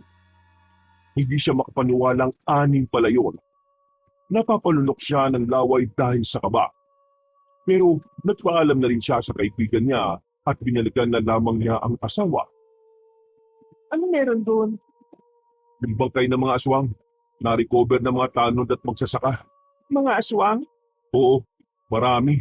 6 na aswang. Patay, mahal. 6 na aswang ang pinatay ng kambal natin. Napatigil sa paglalakad ng babae. Napahawak ito sa braso ni ito ng maliit yun. Parang bigla itong nanlambot si pagkabigla. Hindi rin ito makapaniwala na ang dalawang musmos na bata ay pinayang makapaslang ng mga mapabangis na nilalang. Dahil biglang sumama ang pakiramdam ni Sonia nung umagang yun, hindi na muna ito tumuloy sa pagtitinda. Bumalik na lang ito sa bahay para makapagpahinga. Kayong dalawa, bantayan niyo na muna mama niyo ha. Lalabas na muna ako para bumili ng gamot. Bago gumabi, nakabalik na ako. Papa, nagkasakit po pa si Mama dahil sa amin? Hindi. Napagod lang ang mama niyo sa pagtitinda. Huwag na kayong mag-alala. Magiging maayos din naman ang lagay ng nanay niyo. Kailangan lang niya magpahinga. Oh, alis na muna ako ha. Kapag nagising ang mama niyo, ibigay niyo na lang yung nakatakip na pagkain doon. Benjo, yung mga bili namin ng mama niyo sa inyo ha, tatandaan niyo. Dali-dali nang umalis ang lalaki. Walang bilihan ng gamot sa kanilang lugar kaya kailangan niya pang bumiyahe patungo sa bayan. Agad naman siyang nakarating doon. Dahil hindi siya nahirapang makasakay, maging sa bayan, nalaman niyang usapan na rin pala ang mga aswang. Pagkatapos niya makabili ng gamot, agad na rin siyang umuwi. Kaso, yung sinasakyan niyang tricycle ay hindi na nagawang makapasok pa ng kanilang baryo. Bigla na lang din kasing umulan ng malakas. Lulubog ang gulong sa lupa kung pipilitin pa. Nakakainis naman talagang buhay to. Malapit na ako, bigla pang umulan. Biglang merong lalaking nakasilong din sa kinalalagyan niyang kubo. Hindi niya kilala ang lalaki. Mas lalong hindi niya ito namukaan nang humina ang ilaw sa poste na nasa tapat nila. Pwede ba makisilong, pre? Ha? Oo naman. Lakas ng ulan, no? Oo nga eh. Mukhang masama na naman ang panahon. Siguro, kung ganito kalakas ang ulan ng gabing yun, hindi mamamatay yung lalaki eh. Ha? Yung Bebong? Kilala mo si Bebong? Oo, kilala ko siya. Kaano-ano mo siya? Kung malakas ang ulan nun, hindi sila pupunta ng laot. Kaso, ang ganda-ganda ng panahon nun eh. Nagkaroon tuloy ako ng pagkakataon para gawin ang binabala ko. Napatingin bigla si Gibo sa lalaki. Maraan din itong lumingon sa kanya. Napaatras si Gibo. Hanggang sa mapadikit na siya sa puno ng nyog. Kinakabahan na siya noong mga oras na yon. Hindi na nga niya naramdaman na nababasa na pala siya ng ulan. Sino ka? Sino ako? Di mo na kailangan malaman. Ang mahalaga, mapapatay ko ang ama ng kambal na magiging hadlang sa mga plano namin. Saktong kumidlat. Nakita niyang nagbago na ng anyo ang lalaking kaharap niya. Hindi na siya nagsayang ng sandali. Tumakbo na siya paalis. Malayo-layo na siya pero laking gulat niya nang biglang nasa harapan na naman niya yon. Nakita niya ang malapad na pakpak ng lalaki. Kailangan mo mawala. Nang sa ganun mas lalong magkaroon ng dahilan ng dalawang bata na labanan kami. Kapag nangyari yon, mapapatay na rin namin sila. Huwag ka lalapit! Lumingon-lingon si Gibo sa paligid. Wala siyang mahinga ng tulong. Sa mga pagkakataong ito, sa isip-isip niya, marahil yun na ang huling sandali ng kanyang buhay. Sa kakatras niya, natalisod siya at napaupo. Nakatingin lamang siya sa lalaking aswang. Magpaalam ka na sa mundong ito dahil mamamatay ka na! Akmang kakalmutin na siya ng aswang nang biglang dumating ang dalawang bata. Gamit ang itak, mabilis na tinaga ni Benji ang lalaking aswang. Tinamaan yun sa braso at agad na nakadistansya. Pero sa likod nito, naroon din pala ang bata namang si Benjo. Hinagupit naman ito sa bewang ng lalaki na naging dahilan para tumungtong na ito sa puno. Hayan, ganyan nga. Ipakita nyo kung gano'n nyo kagustong pumaslang ng kagaya kong aswang. Mga anak, tama na. Ayoko mapahama kayong dalawa. Bakit kayo nakatingin lang? Lumusob kayo at patayin nyo ako mga bata. Anak, makinig kayo sa akin. Wag, hayaan nyo siya. Mukhang wala naman ako mapapala sa inyo eh. Kaya sa susunod na lang tayo magkita kung handa na kayong labanan ako. At saka siya nga pala, tandaan niyo ang mukha ko ha. Tandaan niyo ang pangalang Miyong. Umalis na rin ng aswang na si Miyong. Samantalang nanatili namang nakatayo ang mag-aama sa gitna ng malakas na ulan. Nang masigurong wala na nga ang aswang na yon, ay nagmamadali na rin silang bumalik ng kanilang bahay. Ang kaso, pagdating nila, nakabangon na pala ang babaeng si Sonia. Nakabang lang sa pintuan at tila alam na agad kung ano ang nangyari. Anong nangyari? Ano kasi? Magsabi kayo ng totoo. Papa, ako na po ba magsasabi o ikaw? Ako na. Pumatay na naman kayo ng aswang gamit ng itak na yan, ano? Mama, hindi po namin napatay eh. Nakatakas po. Ilang beses ko bang sasabihin sa inyo na ayaw ko na kumakalaban kayo ng aswang? Ano bang mahirap intindihin sa mga sinasabi ko?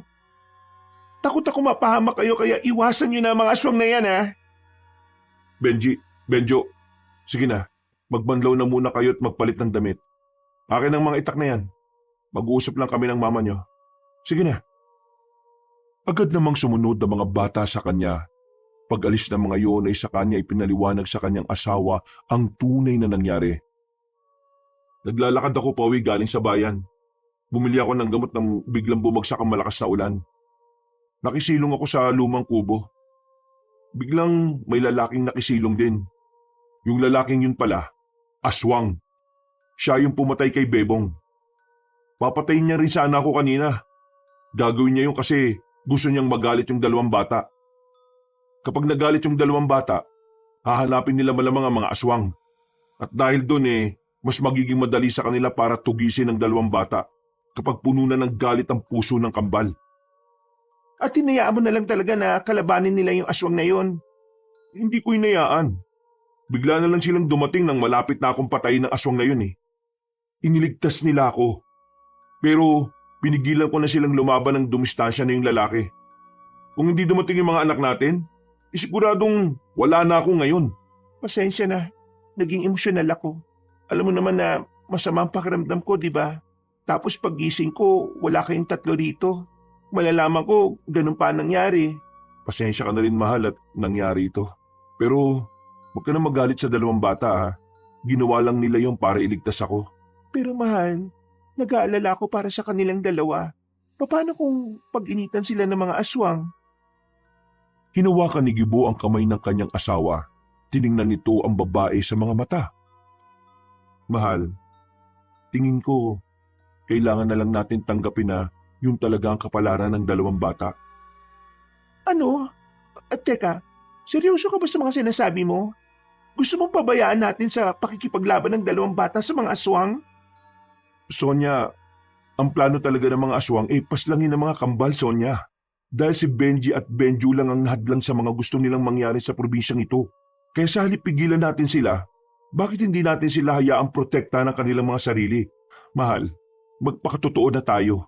Ikaw at ako, kahit kasama pa si paring Alfred, hindi natin sila kayang protektahan laban sa mga aswang. Tao lang tayo Aswang ang mga yun. Ang tanging makakapagprotekta lang sa kanila ay sila mismo. Dahil pinanganak sila na likas ang pagiging malakas at mabilis. At pinanganak sila para tapatan talaga ang mga aswang. Hindi ako makapaniwala na sa iyo pa nanggagaling ang mga salitang ito.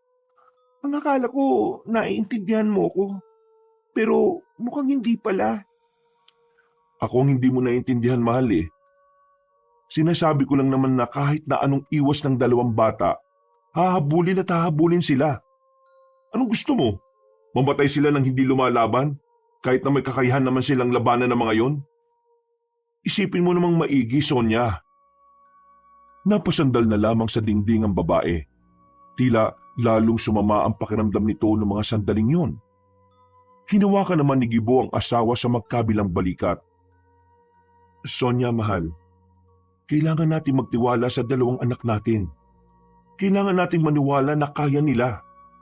Kasi kung hindi, saan sila kukuha ng lakas ng loob para protektahan ang mga sarili nila? Gibo, natatakot ako Natatakot ako na baka kung ano mangyari sa kanila. Paano kung mapahamak sila? Anong gagawin natin? Alam mong matagal ko nang pinangarap na magkaroon ng anak. Kaya nga tayo nandito para gabayan sila, di ba? Hindi sila mapapahamak kung mararamdaman nila ang suporta natin. Sonia, darating ang araw na kailangan nating tanggapin na sila mismo ang pipili na kapalaran nila. Dahil wala pa sila sa atin, nakaukit na ang dapat nilang gawin sa mundong ito. Kung papayagan ko ang dalawa na kalabanin ng mga aswang, anong una nating gagawin? Malalaman natin yan sa kanila. Sila ang mas nakakaalam kung ano ang dapat gawin sa mga aswang na yun Sonia, kailangan nating pagkatiwalaan ng dalawang mga bata. Nakita mo naman kung gaano sila kagaling, di ba? Higit sa 5 ang napatay nilang aswang nang sila lang. Tumangutango na lamang si Sonia. Matapos ang pag-uusap na yon, dinala ni Gibo ang babae sa loob at pinainom na rin ng gamot. Habang ang dalawang bata naman, katatapos lang ding maligo. Nang maging maayos ng bahagya ang pakiramdam ni Sonia, kinausap nila ang dalawang bata. Makakaharap sila sa lamesa. Benji, Benjo, napag-usapan namin ng nanay nyo na papayagan na namin kayo kalabanin ng mga aswang. Talaga po? Pero may mga kondisyon. Po? Ano pong kondisyon? Hindi kayo aalis ng bahay nang hindi ako kasama.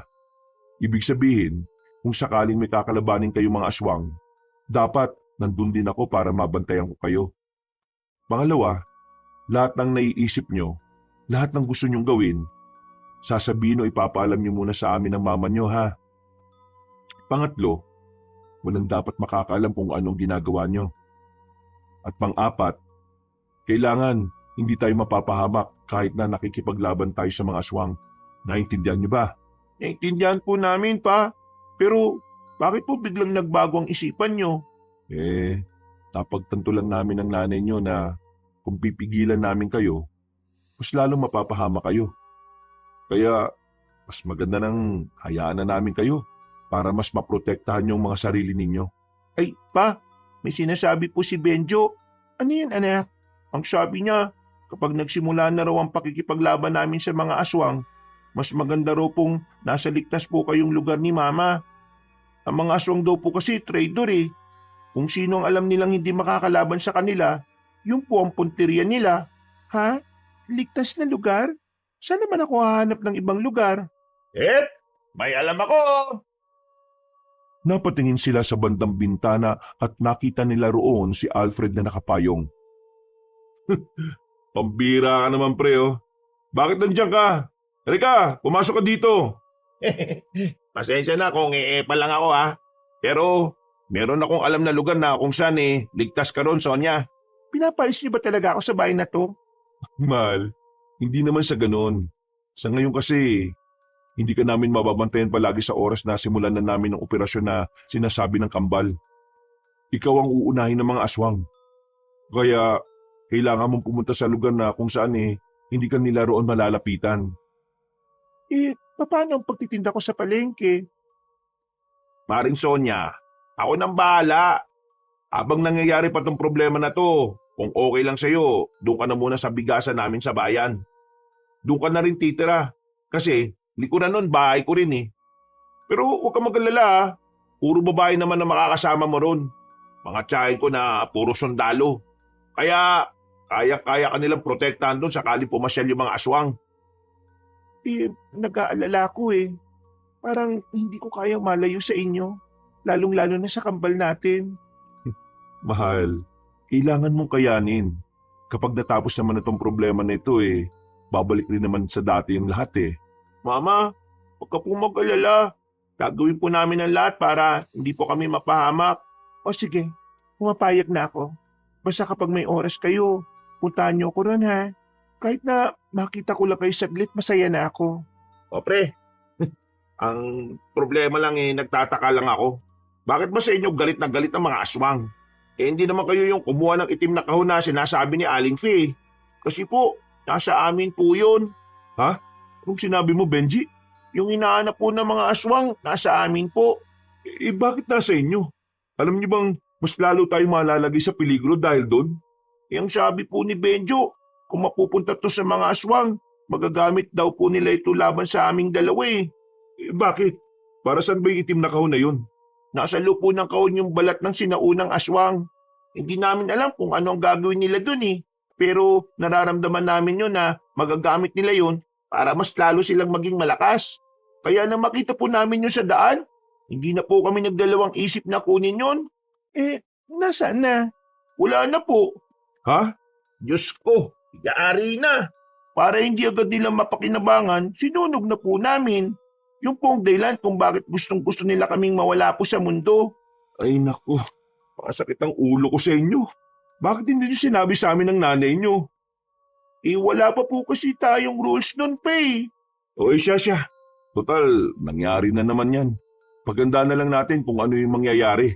Mahal, ihatid ka na namin sa sinasabi ni paring Alfred bukas dun sa bayan ha. Pagkatapos, sisimulan na rin namin ang mga dapat gawin. Ang sabi po ni Benjo, kailangan daw din po kayong turuan kung paano labanan ng mga aswang. Ano? Kami? Tuturuan nyo pa? Kayang-kaya namin yun. Hindi na kailangan. Pero pa, sabi ni Benjo, hindi mo raw po kaya. Nakita ka nga po namin nakaupo sa gitna ng malakas na ulanan habang pinagtatangkaan pa kayo ng aswang Ito naman, sinabi pa. O sige na Gibo, magpaturo na kayo sa kanilang dalawa. Di ba ang sabi mo, mas sila ang nakakaalam ng mga dapat gawin? Kaya ikaw, kayong dalawa ni Alfred, makikinig kayo sa kamban ha? Sa akin wala namang problema Paano kaya si tatay? Napaoo na lamang si Gibo. Natapos ang kanilang usapan ng maayos. Kinabukasan ng umaga, maagang nag-impake ang babaeng si Sonia. Maiyak-iyak pa ito nang makarating na nga sila sa bayan. Matapos silang maihatid si Sonia, dumiretso na sila agad sa kagubatan. Ay nanak, kailangan ba talaga dito tayo sa kagubatan? Ninong, hindi po tayo pwedeng mag-ensayo sa harapan ng bahay namin kasi makikita po tayo ng mga kalugar natin eh. O nga naman pre, o talaga oh. Sorry naman. Sabi ni Benjo, siya raw po ang magtuturo kay Papa. Ako naman ang kay Ninong Alfred. O sige na, turuan niyo na kami. Gamit ang yantok na magsisilbi nilang sandatang pangsanay, sinimulan nila ang kanilang pag-iinsayo. Pero sa kalagitnaan ng kanilang ginagawa, bigla na lamang nakaramdam ang dalawang bata na kakaibang presensya sa kanilang paligid. Noong mga sandaling yun, alam na kagad ng kambal na aswang ang mga yun. Kaya agad nilang itinigil ang kanilang ginagawa. Papa, hindi na sila. Kailangan natin umuwi para kunin ang mga sandata natin. O, tara na. Hindi natin kakayanin kung yantok lang ang hawak natin. Pre, wag mo na si Banjo. Ako naman kay Benji. Hindi na po. Kaya na po namin. Benjo, tara na. Takbo na. Nawindang ang dalawang lalaki na makita nilang sobrang bilis ng takbo ng dalawang bata. Para sa kanila, hindi normal ang takbo ng mga yon. Pumaripas na lang din ang takbo si Gibo at Alfred sa takot na maabutan sila ng mga aswang. Nang makarating na sila sa bahay, agad nilang pinagkukuha ang mga itak. Isinarado na rin nila ang pintahan at pinto. Sigurado bang susundan nila tayo hanggang dito? Hindi po sigurado. Pero ang mga aswang po kasi, kadalasan kami lumulusob kapag sa mga baryo eh. At masigit na malakas sila kapag bilog naman po ang buwan. Nakiramdam lang sila ng mga oras na yon. Walang dumating na aswang. Hanggang sa sumapit na nga ang kinagabihan. Dito na mas kinabahan ng lalaking si Bigo. Pabalik-balik ang kanyang tingin sa labas. Hindi siya mapakali. Papa, pero pangitain si Benjo ngayon lang. Pangitain? Ano yun? Sabihin mo anak. Ang sabi po ni Benjo, ngayong gabi raw po, magpapakita raw po ang pinakamalakas na aswang, ang Hari Mondon. Isang mabangis daw pong alimaw. Ano pa yung nakita niya? Mga dugo, sa lapag, sa kung saan. Pero hindi raw po niya alam kung kaninong dugo eh. Nako pre, sa mapangitain ba yan? Pwede pong masama, pwede rin pong hindi. Kailangan po natin mag-ingat ngayong gabi. Hindi po tayo ligtas kung nandito lang tayo. Isa naman tayo pupunta. Kailangan po natin unahan sila. Unahan? Paano kung unahan? Sasalubungin po natin sila, Papa. Hindi ba parang delikado yung ganyan ang gagawin natin? Sabi po ni Benjo, mas delikado kung maghihintay lang po tayo dito eh. Nasasayang ang oras. Kung sasalubungin po natin sila, mas maunahan natin ang pagdating ng Hari Mondon. O pre, puto nga yung bata. Paano kung marami sila? Magtiwala po kayo sa amin ng kambal ko. Kakayanin po namin sila. Anak, ano po talaga kayo? Gusto ko malaman para kung sakaling may mangyari masama, mas kilala ko na kayo. Nagkatinginan ng dalawang bata. Tumango si Benjo kay Benji. Dahilan para ipagtapat na ng dalawa kung ano ba talaga sila. Siguro po, hindi nyo nalata nung natagpuan nyo lang po kami sa laot. Kami po yung mga inkantong dagat. Inkantong dagat? Ano ibig sabihin nun? Ang mga inkantong dagat po ay nagmumula sa pagnanais ng kalikasan na makalika ng instrumento laban sa kasamaan. Ibig sabihin po nito, wala po talaga kami mga magulang. Kami po ay kusang nabuo para lang kalabanin ng masasamang elemento dito sa lupa. Ano mangyayari kapag tapos na ang misyon nyo dito sa lupa? Iiwan nyo na ba kami ng mama nyo? Papa, hindi po itong tamang oras para pag-usapan ng mga bagay na hindi pa dapat. Kailangan na po nating umalis. Sigurado po kung nasa gubat pa rin po yung aswang na nakalaban namin nung niligtas po namin kayo. Napapailing na lamang ang lalaking si Gibo. Sinunod na lamang din nila ang sinasabi ng dalawang bata. Lumabas silang muli ng bahay. Ibang daan na ang kanilang pinahak. Ang batang si Benjo lamang ang nagtuturo kung saan ang mas ligtas at kung saan sila nakakaatake ng hindi nararamdaman ng mga aswang. Nang makarating na sila ng kagubatan, nagtago sila sa tabing taniman ng gabi. Hinintay nila ang paglitaw ng mga aswang. At ilang sandali nga lang, narinig na nila ang tinig ng lalaking si Miyong. Wala tayong titira sa kanila. Lahat papaslangin. Kahit yung nanay ng 2 kambal na yun ha. Hindi pa ako nakakangganti sa ginawa sa akin ng 2 tubag na bata na yun. Sumenya sa kanila ang batang si Benji na parang itong isang commander sa gera. Tumango naman si Gibo at si Alfred. Nang dumana sa kanilang harapan ng mga aswang, nagmamadaling lumapit ang kambal. Pinagtatataga ng mga ito ang mga aswang na nasa likuran. Laking gulat naman ng aswang na si Miyong sa ginawa nilang paglitaw. Mga kalaban! Natatanangta ang mga aswang. Noong mga sandaling yon, nagsimula na rin ang labanan sa pagitan nilang 4 at ng mga halimaw na nilalang. Mabilis ang ginawang pakikipaglaban ng 2 bata. Sa sobrang pagkamangha, walang magawa si Gibo at si Alfred. Napapangangan na lamang sila sa kanilang nakikita. Hindi nila inakalang kakayanin ng 2 bata ang sandamakmak na aswang na iyon. Nakarating sila sa open area kung saan direkta yung natatamaan ng sinag ng buwan. Sa parting ito, wala pa rin napapaslan na aswang ang 2 lalaki. Kapag nag-aalagan kasi silang tumaga, inuuna na sila ni Benji at Benjo. Papa, bakit mo kayo sumama? Bakit ka ba nagtatanong? Hindi para tulungan kayong 2? Wala po kayo na itutulong eh. Kasi nakatunga ka lang pre. Ikaw din kaya? Sandaling nanahimik ang mga aswang. Kahit ang aswang na si Miyong ay hindi na rin muna nagparamdam. Makakadikit lamang silang 4. Maya-maya lang, biglang umabante ang batang si Benjo. Kumuha ito ng bato sa gilid. Pinukul yun ng batang si Benjo sa dilim. Narinig na lamang nilang umaray ang aswang na si Miyong. Aray! Wisit ka talagang bata ka! Wisit! Harapin mo na kami! Huwag kang magpatago-tago dyan! Matapang ka lang kasi kasama mo tatay mo eh. At sino naman yung isa pang mukhang tanga? Ay, umayos ka ng sinasabi mo ha! Bigbosa kita sa bibig eh! Biglang lumabas ulit ang iba pang mga aswang na kasama si Miyong. At sa pagkakataong yun, mas marami na ito kumpara sa una. Nakakaramdam na ng kaba ang lalaking si Gibo at Alfred. Habang ang 2 bata naman, kalmado lang. Kung umasta ay parang sanay na ito sa mga ganong uri ng laban. Mga anak, sigurado ba kayo? Sigurado bang kaya natin yan? Huwag po kayong mag-alala. Kami na pong bahala ni Benjo. Ingatan niyo na lang po ang mga sarili niyo ha. At kung sakali man pong may umatake sa inyo, kailangan niyo rin pong pumalag. Baka pa mauna pa kayo sa langit eh. O Benjo, handa ka na. Tumango na lamang ang batang si Benjo. Maya-maya pa, nagpatuloy na rin ang labanan. Dinumog ng mga aswang ang 2 bata. Pero kakaibang bilis na naman ang pinamalas ng 2 ito. Wala pang 5 minuto, nakabagsak na ang mga aswang. Nanlalaki naman ang mga mata ng lalaking si Miyong.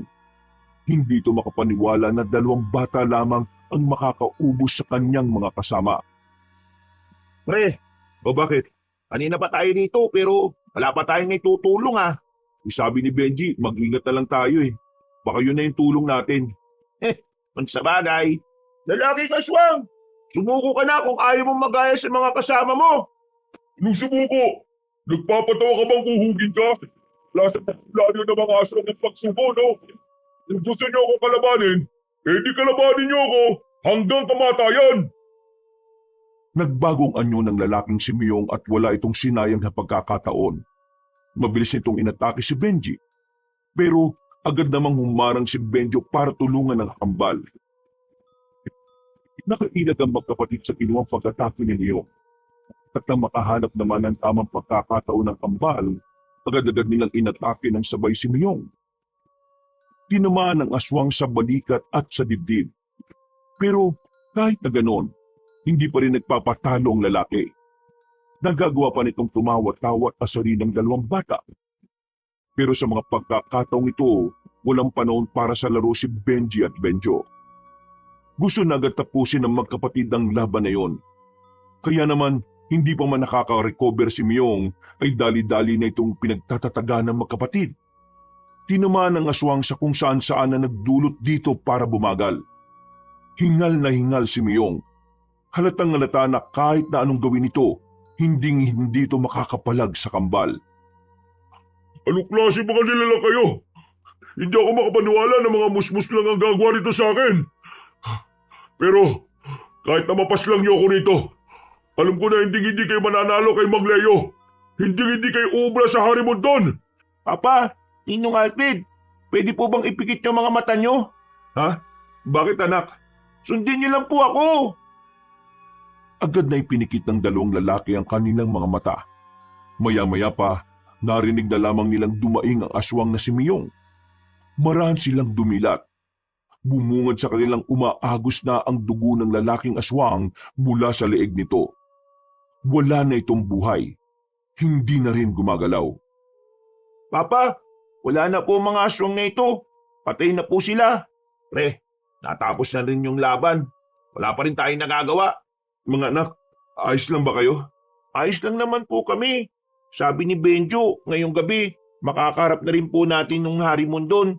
Kaya maganda po tayo Mas maganda siguro kung umanap na muna tayo ng ibang lugar na pwedeng pagpahingahan. Baka madami yung mga tao kapag bumalik tayo sa atin Meron po kung alam na lugar na pwede natin puntahan. Agad silang naglakad paalis.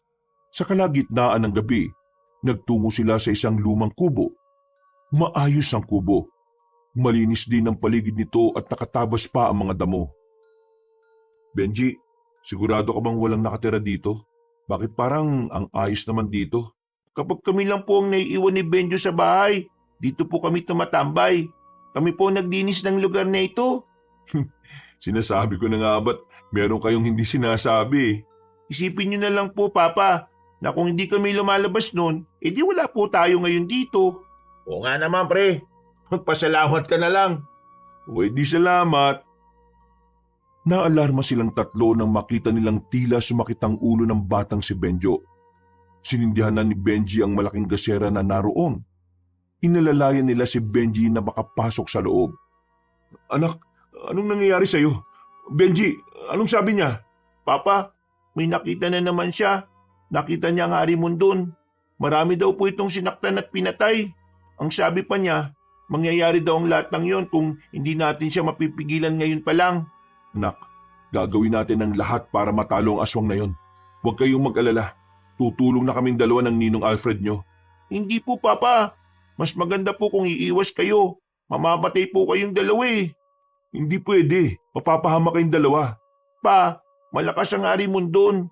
Hindi nyo rin po siya kakayanin kahit kalabanin nyo siya. Isa pa, mahirapan lang kami ni Benjo kung iintindihin pa namin kayo Are, tama si Benji.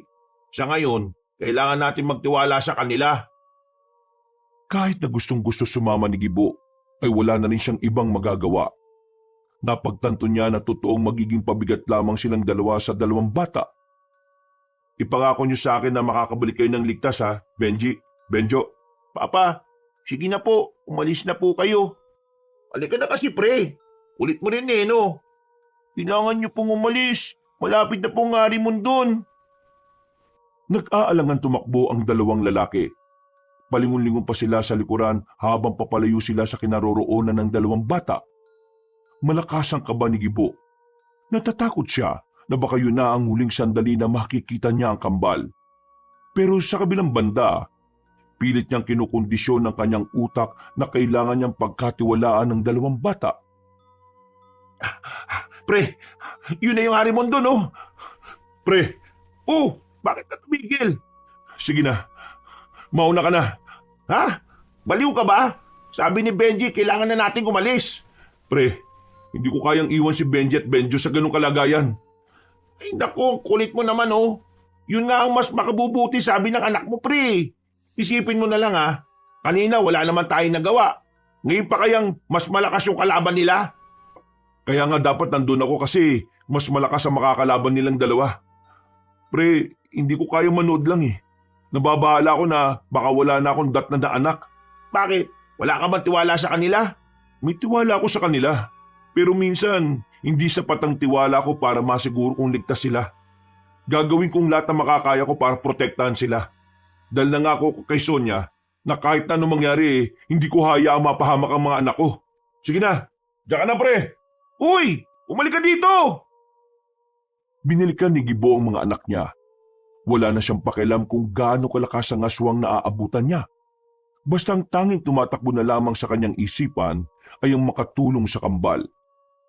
Nang makabalik na siya, nakita niyang kaharap na ng 2 bata ang harimondon. Hindi na muna siya lumabas. Hahanap siya ng tamang pagkakataon kung paano niya papaslangin ang malakas na aswang na iyon. Kayo pala ang 2 batang kumuha sa itim na kahon. Nasaan ang itim na kahon?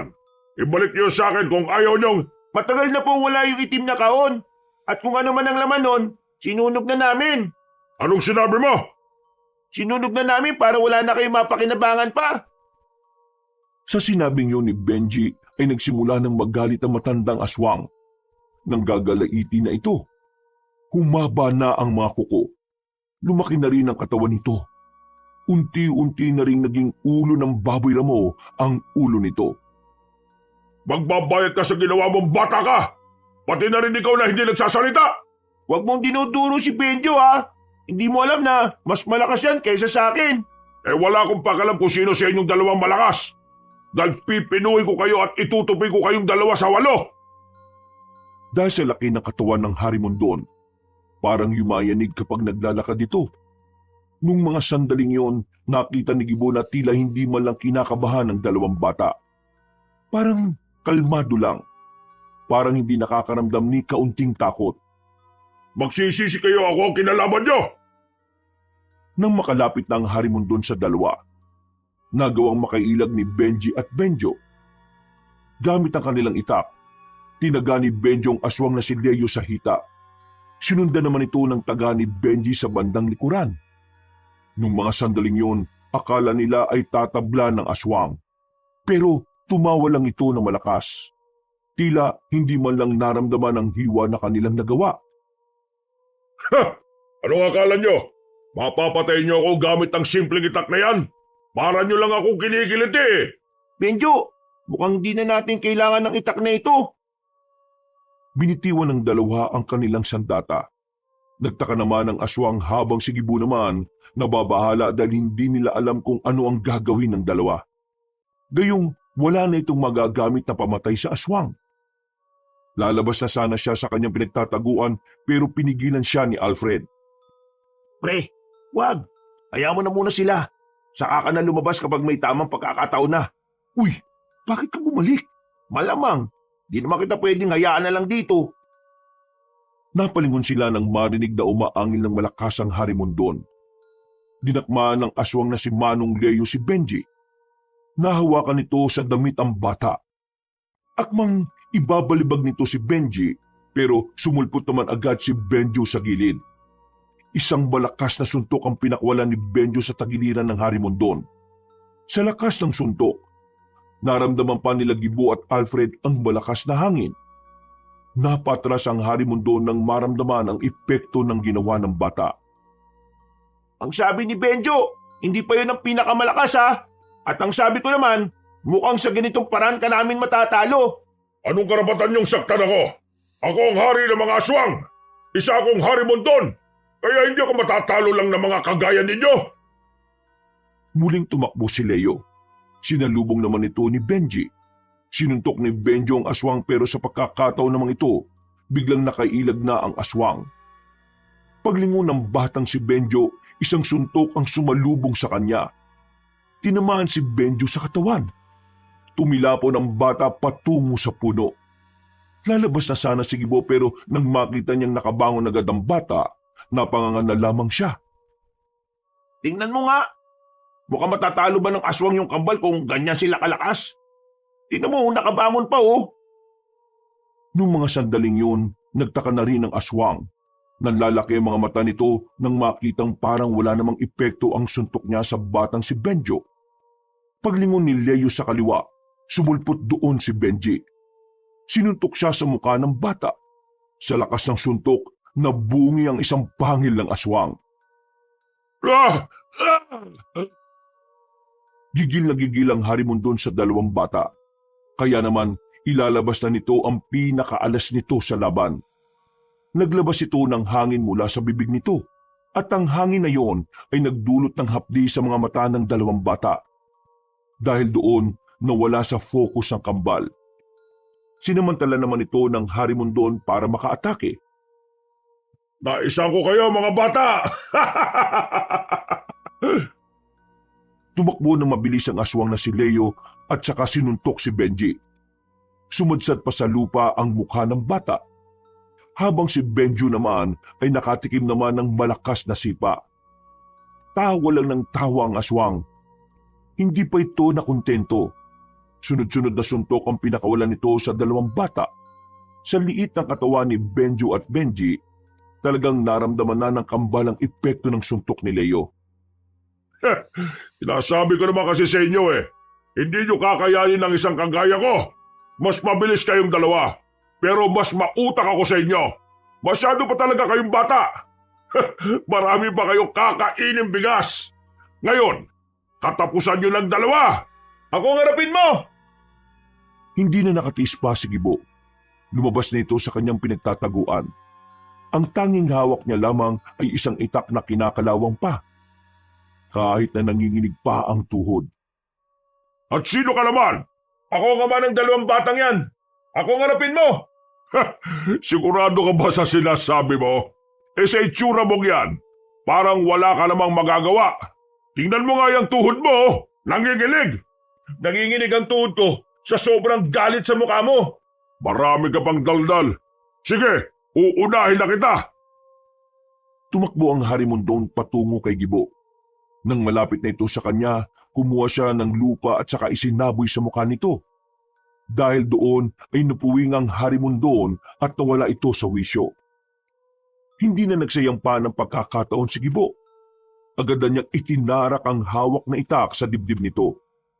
Paghugot niya, kita niyang gigewang-gewang na ang aswang na yon. Benji! Benjo!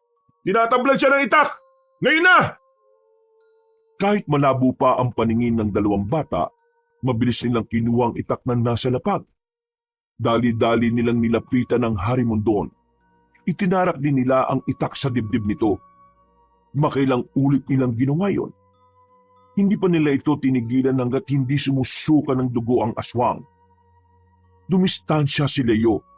Sa isang iglap lang, tila nakakaramdam na rin ito ng panghihina. O ano? Katapusan mo ng aswang ka! Ako? Matatalo ninyo! Hindi ako papayag! Tumakbo ang lalaking aswang patungo sa kanilang tatlo, pero sabay na tumalo ng mataas ang dalawang bata. Pagbagsak ng mga ito, itinarak nila ulit ang hawak-hawak na itak sa dibdib ni Leo. Sa puntong yon, tuluyan na ngang napaluhod ang Harimondon. Sumuka ulit ito ng maraming dugo, hanggang sa tuluyan na nga itong nalagutan ng hininga. Ayos! Ang gagaling niyo talaga! Ang galing ng mag-aama! Papa, sabi ko kanina, umalis na kayo eh. Anak, hindi ko kayang iwan kayo, kaya bumalik ako. Huwag mo na nga akong sermonan. Hindi natin matatalo ang aswang na to kung di natin nalaman na sa dibdib siya dapat saksakin. Sabi ni Benjo, si Ninong Alfred nanood lang. Oo, sinunod ko lang naman ang sinabi niyo ah. Walang sisiyan ah. Ngayong napas lang na natin ang aswang na ito, ano nang susunod na gagawin natin? Kailangan na lang po nating sunugin ang katawan niya para siguradong hindi na po siya mabubuhay. Naganap sila ng mga tuyong dahon at saka sinilaban nila ang katawan ng Harimondon kasama pa ng iba pang mga aswang na napaslang din nila. Habang pinagmamasdan nilang nasusunog ang mga bangkay, hindi na napigilan ni Gibo na tanungin ng dalawang bata. Benjo, iiwan niyo na ba kami ng mama niyo? Alam po namin na binabagabag po kayo ng bagay na yan, pero para mawala na po mga iniisip niyong ganyan, ang sagot po sa tanong niyo ay hindi. Ha? Anong hindi? Hindi po namin kayo iiwan. Paano mo naman nasabi? Hindi ba kayo babalik sa dagat? Ang kondisyon ng diwatang lumikha sa amin, kasama na kalikasan ng katubigan, sa oras na matalo namin ang kasamaan, maaari na kaming makapamuhay ng normal. Maari na raw po kaming makaramdam ng isang pamilya. Talaga? Ang ibig sabihin, hindi na kayo aalis? Magiging anak na talaga namin kayo? Yun po yung uling sinabi sa amin ng diwatang tubig. Sa sobrang tuwa, niyakap na ni Gibo ang kambal. Matapos yon, pinunta na rin nila si Sonia sa bayan. Kinaumagahan lang, bumalik na rin sila sa kanilang baryo. Mabuti naman at ligtas kayong lahat. Hindi ako makatulog ng maayos kakaisip sa inyo eh. Ay nako, kung nakita mo lang kung gaano kagagaling itong mga anak natin, baka maging proud ka talaga. Tumigil ka. Hindi na sila lalaban sa aswang, no? Huli na yon. Mama, marami pong salamat sa tiwala niyo sa amin ni Papa. Salamat din po sa suporta. Pinapangako po namin na ngayong wala na mga aswang, magiging normal na anak niyo na po kami. Normal ba yung ganyang magsalita? Pre naman, hayaan mo na. Ito naman oh. Ay, sorry. Nagtawa